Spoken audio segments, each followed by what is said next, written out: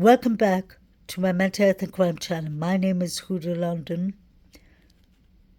This is for entertainment purpose only. I'd like to start by wishing everyone a Merry Christmas and a Happy New Year.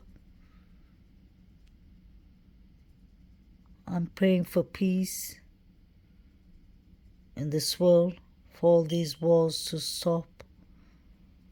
There's so much heartbreaking things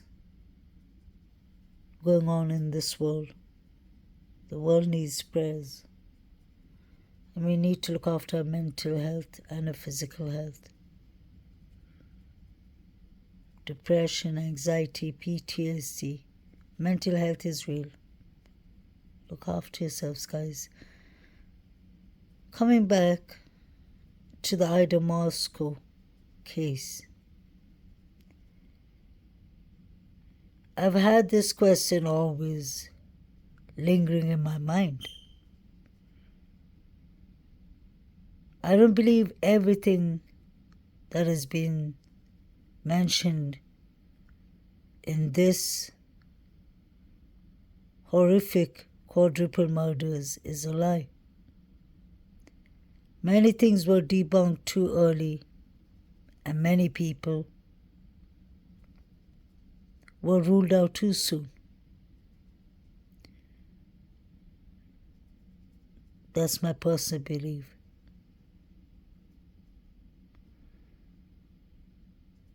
Please like, share and subscribe to Chronicles of Olivia. She's done excellent interviews in this case from the beginning. And I'm using this as fair use purpose so that I could explain closely, in a closer manner, where I'm going with this. We're watching football. We were like watching every football. family, or a lot of families on Sunday. And then our son was here. Everybody was home except for she was down at her home We in LA. gather. And my niece called me and she was freaking out. And she said, "Christine, have you talked to Kaylee?" And I said, "Yesterday, like last night." And she said, "Something bad happened. Something bad happened." And she was just bawling. And I said, "Well, what do you mean? What do you mean?" And she said, "I think Kaylee's dead."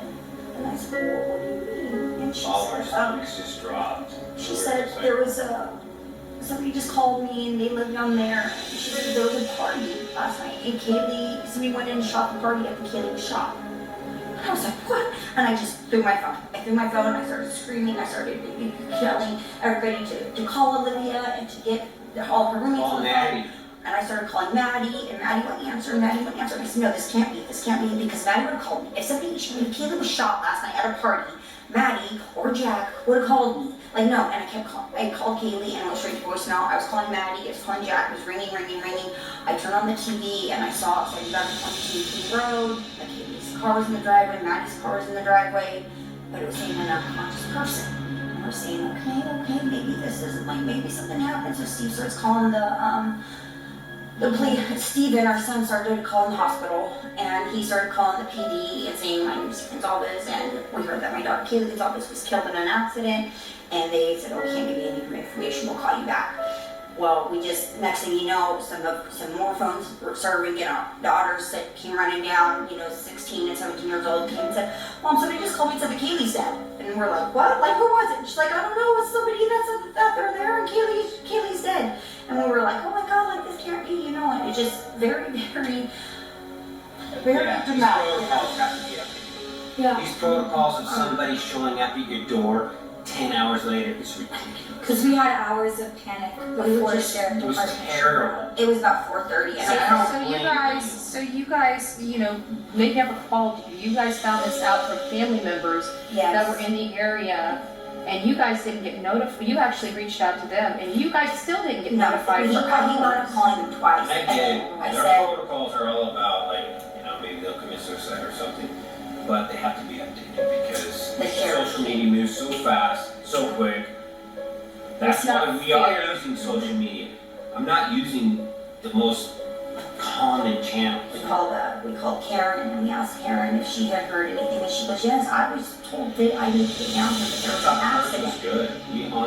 We thought maybe Maddie was the unconscious person, and we had already been told by several people, like 100% Kaylee was dead. And we were like, 100, and they're bawling, and they're like Maddie this. was just unconscious. And then we're like, but Karen got a call saying to come down there? We haven't got a That call. was a good sign. So we're like, well, And I kept giving them hope. I kept saying, if it happened last night, you guys would know by now. I kept giving them hope. I said, they just released an article that the roommates are being questioned right now. You know, they probably took their phones, Mom. Like, I just kept giving them hope because I live in Los Angeles. It wasn't here. And that's all I could do. But, like, it's just this feeling in your gut that, like, I just sat with. I knew as soon as my niece, as soon as Sabrina called, I knew that it was real. Yeah. And she was freaking out. And then cops showed up around 4:30. Yeah, the sheriff came around 4:30, and then he told us that there were 4 victims, and we said, is one of them Maddie Mogan? And he told us yes. Then we realized that it was Kaylee and Maddie. We still knew she was going down there. I couldn't tell you. Yeah, Karen was still on her way, and she Still driving.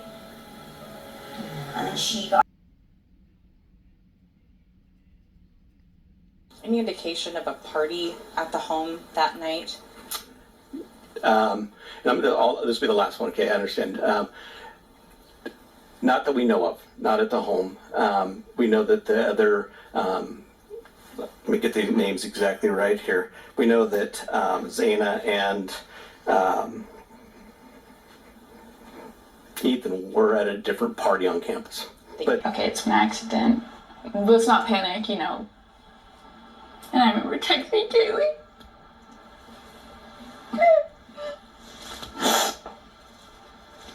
Seeing if she was okay.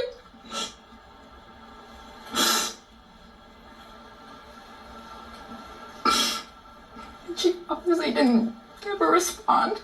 It was in the morning. Obviously didn't ever respond. It was in the morning. 4 students at the University of Idaho. The campus is shutting down for the holidays with the killer still on the loose, and we're getting a new look at the so-called party house where the victims lived and hearing from one student who once lived there. Andrew Dimbert has the latest. Good morning to you, Andrew. Good morning, Will. So we're getting some new insight into that gruesome crime scene and the house where the murders took place. We're now learning that police spoke with one of the victims on the phone about 2 months before the killings as part of a noise complaint. This morning, as authorities search for the killer of 4 University of Idaho students, newly surfaced body cam footage showing a police-involved incident at their home 2 months before they were killed. No one that lives here is here right now. So where'd they go?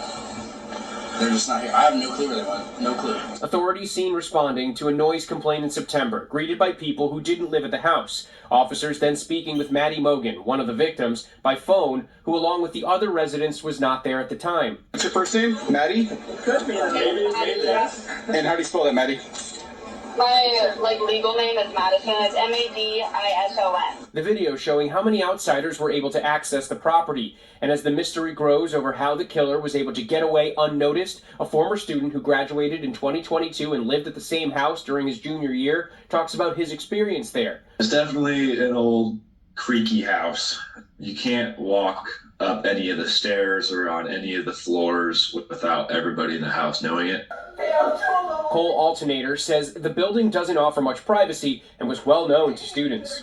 A lot of students are very familiar with the inside of the home around the community. There have been thousands of people that have likely been through it throughout the years. Even when we had it, there were people that would come and knock on the door or walk in thinking that it was somebody else's house. Now, as the school closes for winter break, the house and campus quiet. But police say their search for the killer will not slow down. we're going to continue to push through the holidays. We have a team that will continue to do the investigation and work on that as we move through the holidays. What I find strange was that they let the students go back home for the holidays.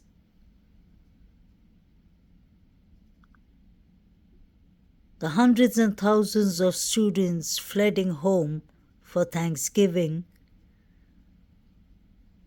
could have been in the crime scene. One or some of them could have been in the crime scene. I think that's where the mistake happened, and that they returned the students items, furnitures, vehicles, except Eaton's vehicles. Besides that, they've returned everything. How's that possible? And now they're demolishing the crime scene. It seems like the court hasn't started and the evidence is all being destroyed and returned. That doesn't make sense. I wonder if that water pole or the water pipes were used, because the detectives were standing and looking towards it for a while.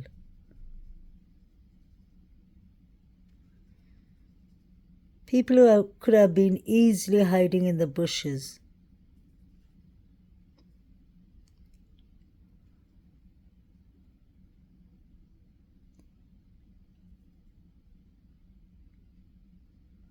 Why was the forensic team, the detectives, checking Kaylee and Eaton is the vehicles? How come they haven't returned some of the vehicles, the red Jeep? Did something happen inside the car? Allegedly.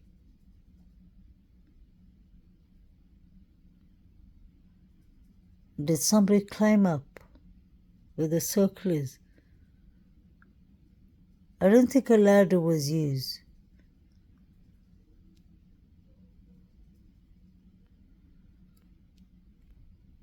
But I really believe somebody came from the windows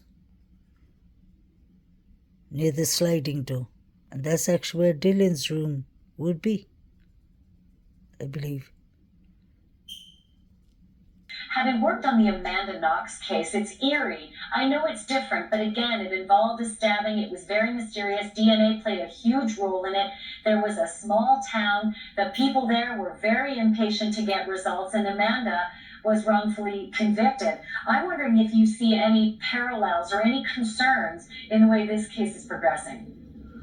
Yeah, there's a lot of eerie parallels, as you said, and really, we have another case in Idaho that I worked on, which is the Angie Dodge murder, and Christopher Tapp, that was incarcerated 20 years wrongfully for that murder. We helped the police find the man who confessed and who matches the DNA. In both of those cases, young women killed in their bedrooms, deep gashes to the neck, and a rush to find evidence to arrest the suspect, and we had huge mistakes made. And in the Angie Dodge murder in Idaho Falls, they took DNA from over 100 people. They didn't take DNA from Mr. Drips, who lived across the street, who could see into Angie's window from his house, who had no alibi for the time he was missing. The police interviewed him. They didn't have DNA. He could have been compared originally to it. So if I had any advice to the very hard-working people there on the ground, anytime they interview somebody, take a swab. And that can just quickly eliminate them, even if they're not considered the prime suspect. The problem So incredibly critical. Yeah. Looking for a motive might be too early for all of us. The evidence, it's in 103 samples they took. Somebody's DNA is there. I'm going to guess that the perpetrator's DNA is there, and they'll be able to ID somebody. It's hard to they'll be able to ID somebody. It's hard to stab 4 people without getting some blood on your hand, and that becomes slippery, and it is easy to cut yourself, especially when some are fighting back, as we learned from the coroner. Listen. That's what everyone wants to know today, as new video emerged of victim Kaylee Gonzalez and Madison Mogan the night of their murders.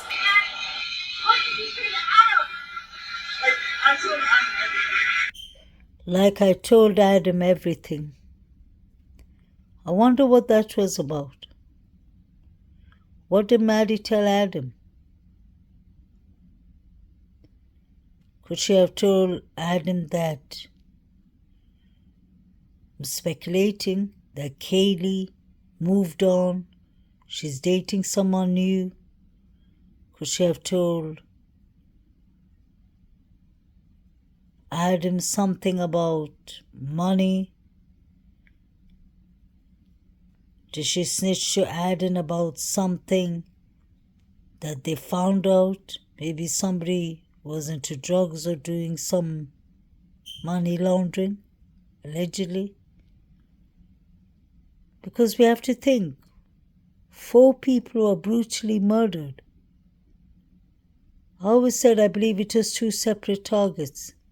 The couple was a target from the Sigma Chi boys, the fraternities and sororities. That's what I believe.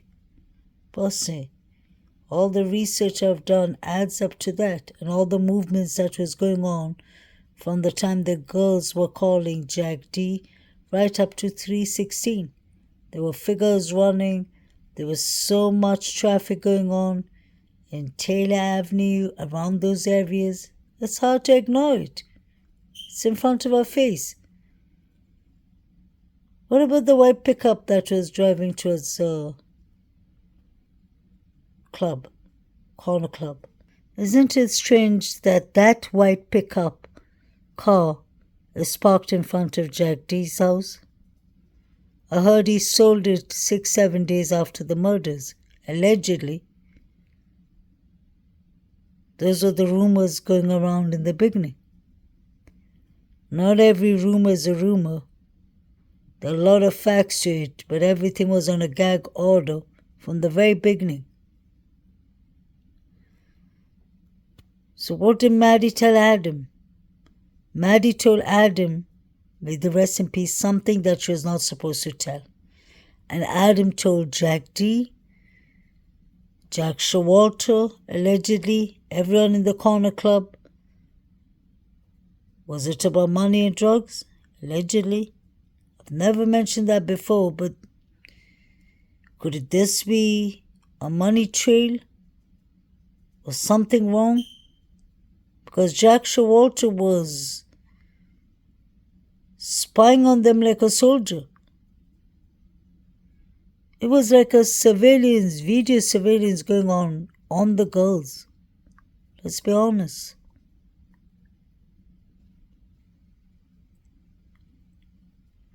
Maddie is actually looking at David Lodge and his group behind. She was even shocked to see him when he comes to the cashier to collect his food. I wonder who Katie's texting the whole time. The whole 10 minutes she was busy texting someone. She must have texted the Uber driver, but that's not it. She was on her phone the whole time.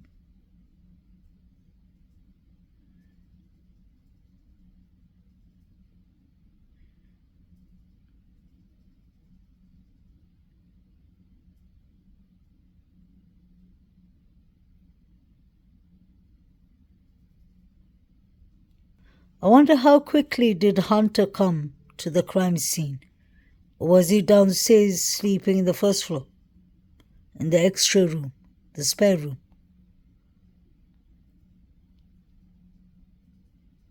And this guy was always in the house too, this guy from Sigma Chi. You can literally count how many people are from the Sigma Chi fraternity.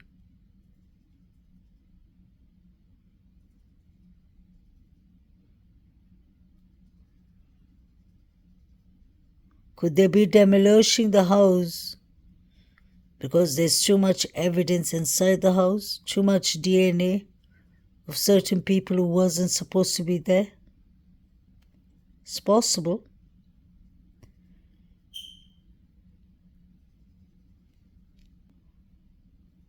The police was allowing these parties to go on and on, like nothing happened. What did they expect? What did the government expect was going to happen? This could have easily been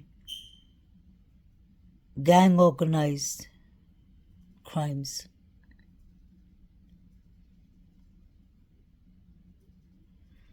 Because everyone was hearing the unlivings, but nobody's talking. They have a secret code. If they talk, that's it. This is bigger than we would ever think it is. And this is all about the income that is coming into the university. Students will disappear if they find out the truth that allegedly college students are behind.